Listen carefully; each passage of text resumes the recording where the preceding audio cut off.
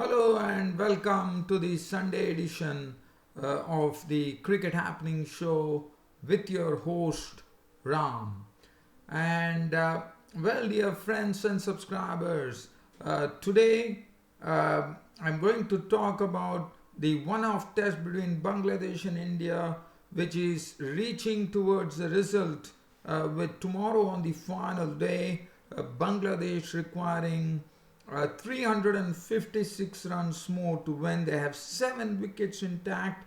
Well, as far as just a sort of a brief on what really happened, Bangladesh could not really carry on in the same vein as the previous day. But Mushfiqur Rahim went on to make a century, and they were all out for 356, thus 388, thus actually conceding a lead of 299 runs to India. And India definitely Virat Kohli with that winning mindset that he normally goes and plays. Declared the innings closed at 159 for 4, thus throwing a target of 458 runs for victory for the Bangladeshis, and they already lost 3 wickets for 102 runs, I reckon. Yes, it was 103 for 3 at close of play, thus allowing them that on the final day, Bangladesh would be requiring 356 runs to win the match. It's not going to be easy. There are a lot of roughs created outside the off stump, which I'm sure that Ravichandran Ashwin and Ravindra Jadeja would be actually exploiting to the hilt. But one thing was a bit unsure, even though one saw that the ball was spitting off the tracks with a lot of dust coming in, puff of dust coming in. One was wondering when Ravichandran Ashwin was called, as you know, he took his 250th test wicket. Now Ravichandran Ashwin also had a landmark day, as now Ravichandran Ashwin is the record holder for the fastest 250 wickets in test cricket, which he took it of just 45 test matches, eclipsing the long-term record of the former Australian pace ace Dennis Lillee, who had taken 250 wickets in 48 test matches.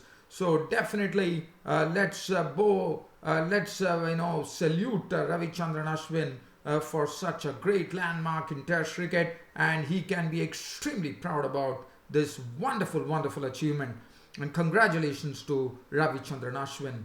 So definitely the match is all set. The final day happens to be a real target, but definitely looking at things, it looks like India are definitely favorites, because as I said, the ball, there's a lot of rough marks actually formed outside the off stump, and Jadeja and Ashwin are already making the Bangladeshi batsmen dance to their tune of music. And I'm sure Bangladeshis are going to have a tough time, and it's going to be interesting as to how long Bangladesh can last on that particular pitch on the final day.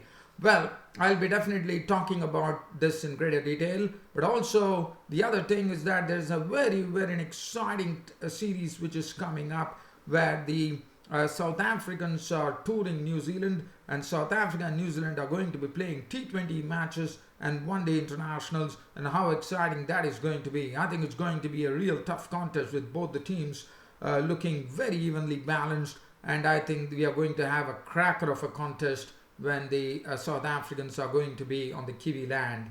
And also I'll be talking about the team selection that happened for the T20s and the one-day international series, and also have a quick look at the Pakistan Super League in yesterday's match, where there was a win for I think it was if I'm not wrong, it was Karachi Kings and Quetta Gladiators, and Quetta Gladiators won the match by 7 wickets, thanks to Really Rozu and Sarfraz Ahmed putting on some good performances. So definitely let's start off with this exciting match between Bangladesh and India and see what really happened. So Bangladesh on the other day were doing a very good job. As you know, they were 322 for 6. Mushfiqur Rahim was 81, and but it all started off with Mehdi Hassan Miraz being the first victim. Could not add to his overnight score. It was some splendid bowling from Bhuvneshwar Kumar, the swing bowler, who really started shaping the ball away and in.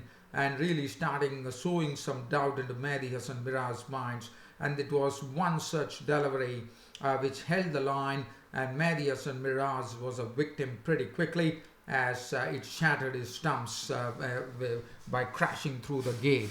So Mehdi Hasan Miraz was out for 51 with 10 boundaries, and then Tajul Islam contributed 10 runs with 2 boundaries before Umesh Yadav picked up his wicket. Taskin Ahmed was dismissed for 8 by Jadeja, and finally, but Mushfiqur Rahim made sure that he was not going to really stay there. Once he saw the wickets were falling, he started unveiling his kind of stroke that he plays, and yesterday we saw he hit some nice shots down the ground and also beautifully drove through the cover region, and he went on to his century, which was pretty good to see. And Mushfiqur Rahim did a good job there, and finally he was still there unconquered on one. No, in fact, he was the last wicket, and that was the big wicket for Ravichandran Ashwin, and that was a nice way for Ashwin to end the Bangladeshi innings with his 250th Test wicket, as he forced Mushfiqur Rahim with a ball that probably turned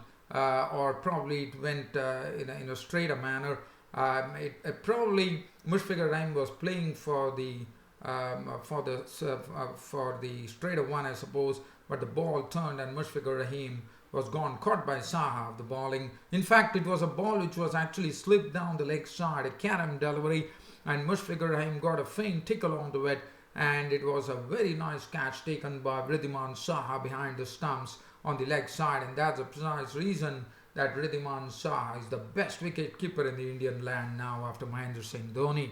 Kamrul Islam Rabi was not out and not, and Bangladesh did not trouble India further, 388 all out. Thus India taking a 299 runs lead. Bhuvaneshwar Kumar showing some very good exhibition of swing bowling early in the morning with the new ball. 21 overs, 7 innings, 52 runs on 1 wicket. Ishan Sharma 24 overs, 569 runs on 1 wicket. Ravichandran Ashwin getting to his 250th Test wicket.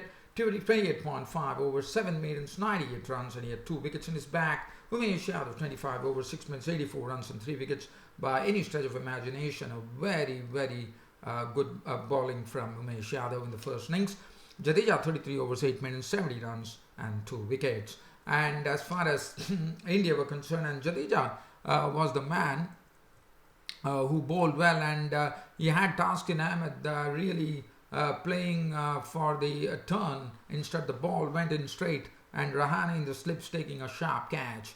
Now, India, after 299 runs ahead, they have every opportunity, and probably one was thinking that Virat Kohli will be enforcing the follow on, but contrary to everyone, Virat Kohli decided that India will bat first. So India will bat, and India batted, and the start was not good at all. Taskin Ahmed was into his element. He was the one who gave the Bangladeshis a very quick breakthrough, and also a double breakthrough at that, as first he dismissed Murali Vijay, caught behind by Mushfiqur for 7 with 1 boundary, and KL Rahul continued his poor form as he was also sent back to the pavilion, caught by Mushfiqur for 10 with 1 boundary, which left India at 23 for 2. But India had nothing to really worry about.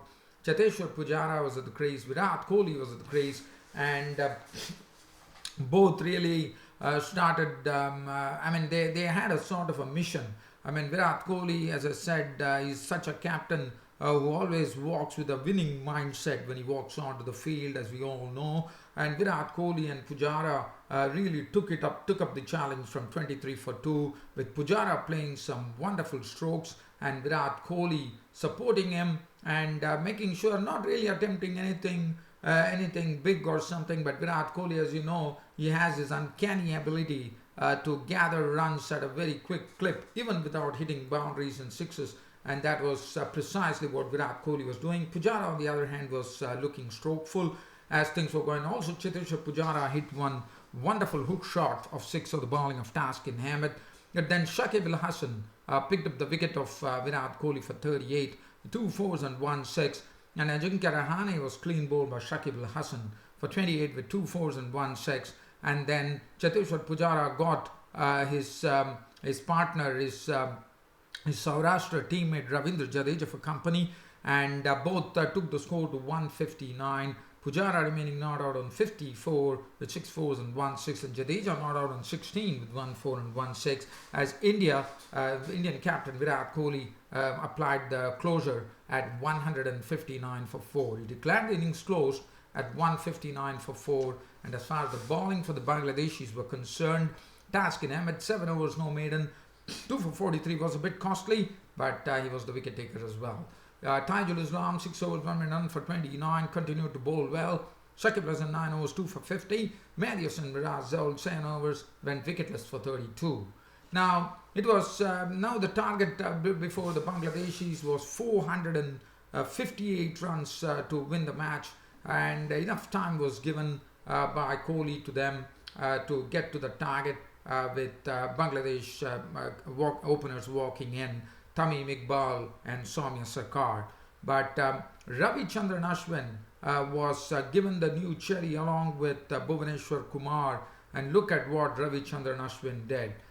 He actually got, now this was the time where Ravichandran Ashwin very smartly was actually using the footmarks to befuddle the batsman, and there was a footmark, was a huge footmark which was outside the off stump, and Ravichandran Ashwin making very good use of it by actually forcing Tamim Iqbal to actually prod at it, and in the process the ball just turned away, and Virat Kohli taking the catch, and Tamim Iqbal was a goner early for 3.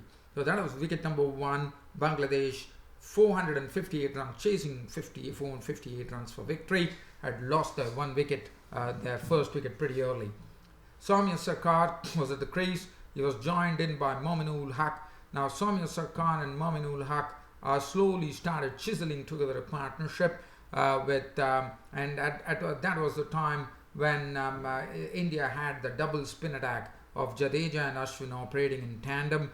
And Soumya Sarkar, well, he looked very good with his stroke making. He was looking very sweet with his stroke making. Whenever he used to drive, it was very good to see. Mominul Haq was also doing a good job, but I thought Mominul Haq was more into a sort of a shell situation. But nevertheless, it was for Bangladesh to actually recover from the situation, and that's what precisely Soumya Sarkar and Mominul Haq did by putting a partnership of 60. And that was the time Jadeja produced a wonderful delivery. Now again, as I said, one could see the puff of dust coming in from the footmarks, and Jadeja actually got the ball to Soumya Sarkar, where Soumya Sarkar, probably expecting the ball to turn, played for it. Instead he played straight, I would say, and in fact he played for the turn, but instead the ball actually went in straight, and Rahane once again into the picture in the slip cord and taking the catch with the bowling of Jadeja, and Soumya Sarkar was out for 42 with 7 boundaries, which made it 71 for 2, and with only 4 runs added, his partner Mominul Haq departed, as Ravichandran Ashwin this time got into business by dismissing Mominul Haq with a regulation edge, as Rahane took the catch, and Mominul Haq was out for 27 with 3 boundaries, and it was the score read 75 for 3, and then it was a matter of seeing of the day. But let me tell you, Ravichandran Ashwin and Ravindra Jadeja were really giving headaches to the Bangladeshi batsmen, to the experienced Shakib Al Hasan and Mahmudullah, as they had to really bide their time, and they had to be pretty watchful as well, as Bangladesh finally wound up the day at 103 for 3. I would say survived the day at 103 for 3, with Mahmudullah not out on 9 with no boundaries, and Shakib Al Hasan not out on 21 with 4 boundaries, and they will be facing the music on the final day with another 356 runs more required for victory. And I can definitely say life is not going to be easy. As I said, there's footmarks outside the off stump. The ball is really leaving a puff of dust. But I was just wondering, when Ravichandran Ashwin gave the post-match press conference, he mentioned that the ball is not turning much, but one probably thought definitely with the footmarks the ball is really doing something. So one has to wait and watch as to what really is going on there on the final day at the Rajiv Gandhi Stadium in Hyderabad. So 356 runs, a mountain to climb. Well, Bangladesh definitely would probably think that Mahmudullah, Shakib Al Hasan and Mushfiqur Rahim and also Sabbir Rahman and Mehdi Hassan Miraz, who did a good job in the first innings, could really come to the party.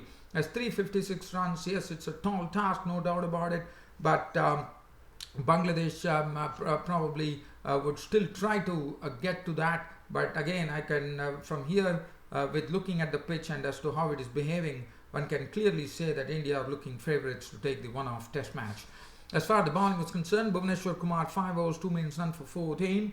Ashwin 16 overs, 6 maidens, 34 runs and 2 wickets. Now has 252 wickets in Test cricket. Ishan Sharma 3 overs for 19 was costly. Umesh Yadav 3 overs for 9. And Jadeja bowling doing a good job as well. 8 overs, 2 maidens, 1 for 27. Now that's the match situation. Bangladesh requiring 356 runs on the final day to win the one-off Test match. And India at this point of time on the final day looking clear favourites to take this Test match. So that is as far as India versus Bangladesh is concerned.